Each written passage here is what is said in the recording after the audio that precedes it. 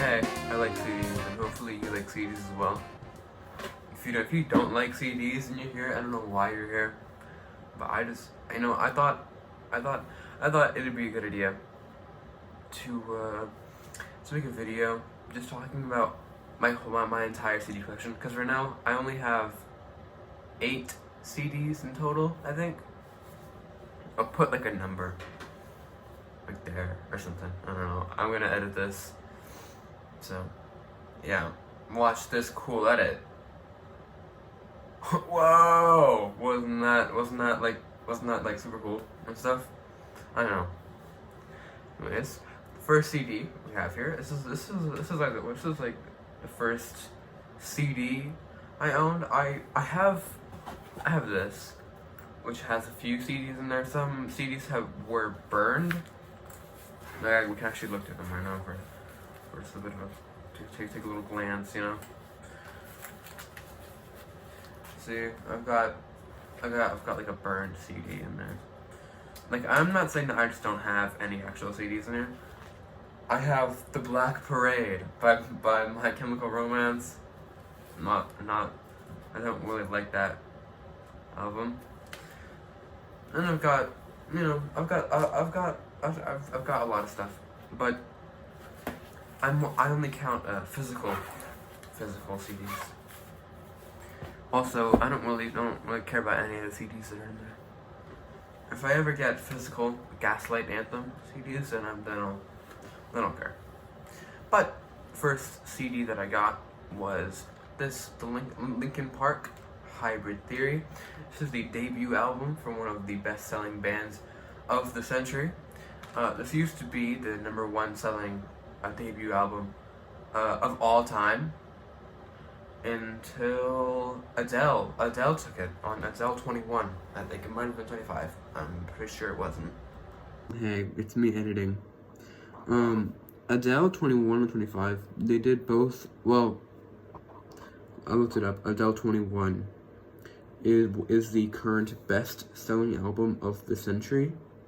Linkin Park is second place. So, not debuts. As a Linkin Park lover who wants them to always be the best, I'm actually not mad, because Adele 21 and 25 are both very good albums. I would love to own those at some point on CD. But yeah, this album is very good. It's got a lot of really strong songs that if you were like a teenager in the 2000s, you're definitely gonna know these, like One Step Closer, Crawling, In the End, which is an absolute classic. It almost has 2 billion streams on Spotify, and Paper Cut, just to name their singles. Yeah, this is a pretty good album. It's missing the CD. You might be wondering why. That's because I put the CD in here just to see how it would look, and my lazy self still hasn't taken it out. Same thing with a few other of my Linkin Park CDs. Next one is Linkin Park Reanimation, which I know you probably couldn't even tell that this said Reanimation. You have to really, even that's flipped,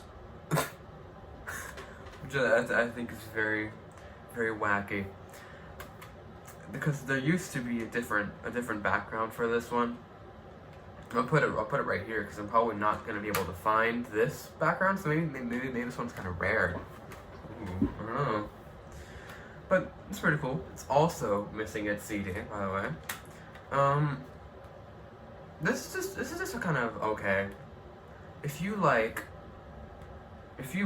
Hybrid Theory, but you thought it needed a lot more like underground rappers on it, then this is the album for you. Pretty much every song on here has a rapper that you're not gonna know because they're all really unpopular.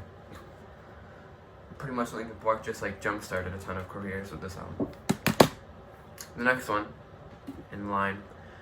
So skipping Linkin Park's second studio album because I forgot that it existed for a little bit. We got Minutes to Midnight, which has a little scratch in the case, which I don't worry, I've already cried about it.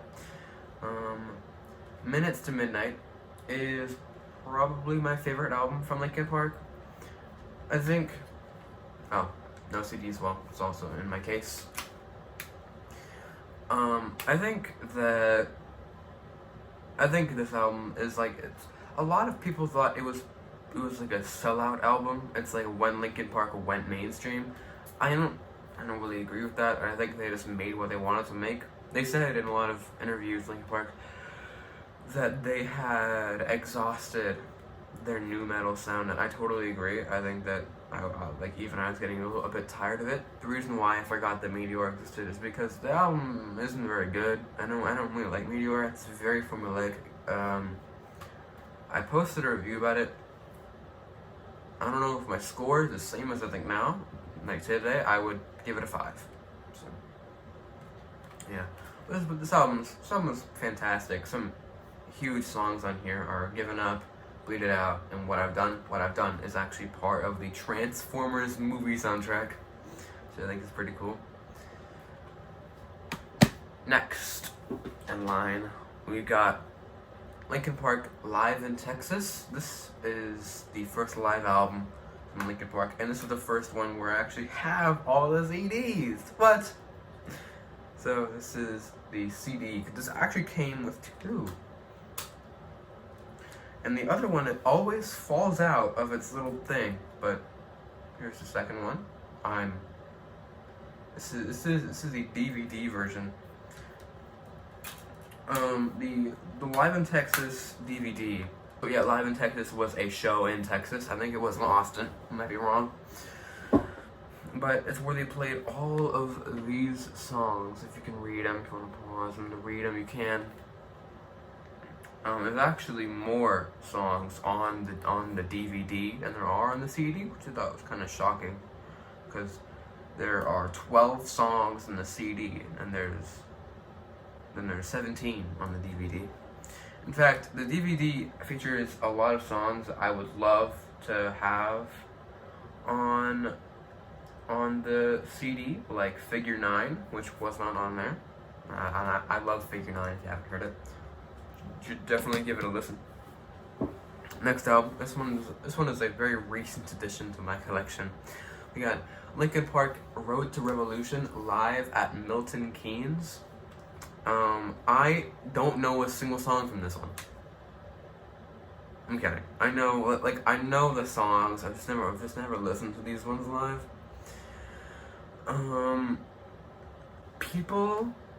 People usually put Linkin Park on a pedestal with their live shows, and I kind of agree with it. I don't think they're that good live. I feel like Chester kind of has like a lame voice when he's live, because he never tries too hard, because of course their track list is always kind of long, so he can't just scream his guts out for every song and then he'll just break his voice. So each of these are just kind of like a watered down version of the studio album. It's rare that a live song will be better. The only time that I have thought that was the case is on Live in Texas.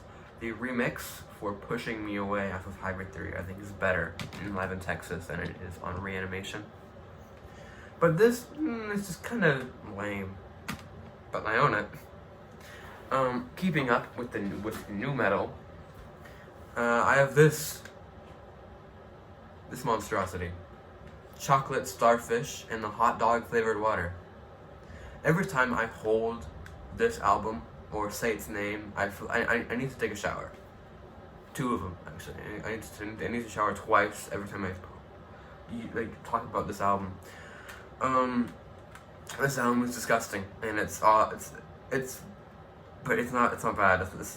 album is kind of good, actually. This album has some very hard riffs.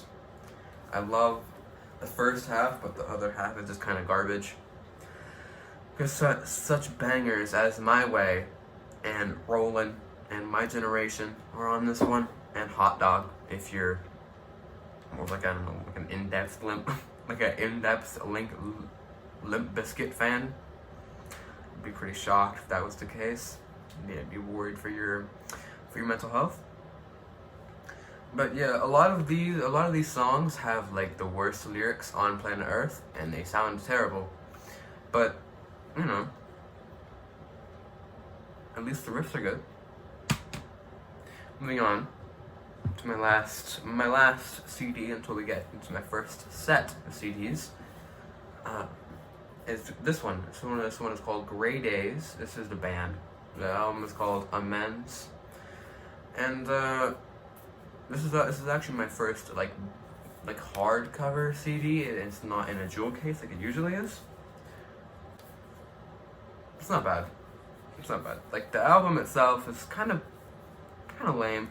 Like a major highlight off this album, and like at least in my opinion, is the opening track, Sickness. I think that's the only one that isn't incredibly dated, even though the first lyric in that one is "I'm a whore."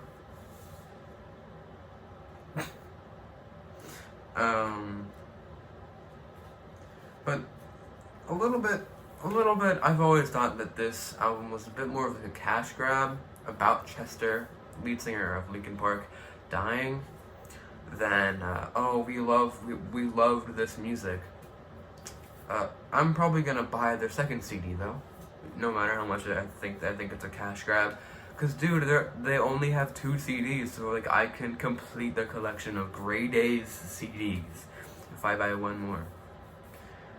But there was no charities. It was just overpriced, and it went into their pockets. But this is kind of rare actually, so I'm not against that.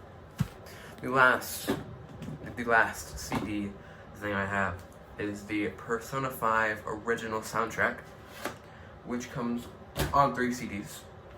As you can see here, it's very long, it's very extensive. Using this little Japanese, that's Japanese and German, sleeve here. There's 110 songs in total on this one. Okay, so here's disc 1. It's kind of flipped around. Each disc came with one of these, it's the lyrics for each song that has lyrics, like "Wake Up, Get Up, Get Out There," for example. And then there's commentary on each individual track, which you can see here, but it is all in Japanese, so can't read that. I can read 110 in total, but when it comes to reading actual stuff, no man, I'm falling short. And here are the other 2 discs. This is probably my favorite video game soundtrack of all time, actually. It's an absolute classic, in my opinion. In 2020, I was pretty sad. I was pretty depressed, and I think Persona 5 was like a great little getaway, and the soundtrack really benefited that. It's a very solid soundtrack. But yeah, that's my entire current CD collection. This was actually a lot longer than I thought it'd be. I thought this was just gonna be 6 minutes of me talking, but now it's actually 14 and a half minutes of me talking. That's cool. That's cool. Anyways.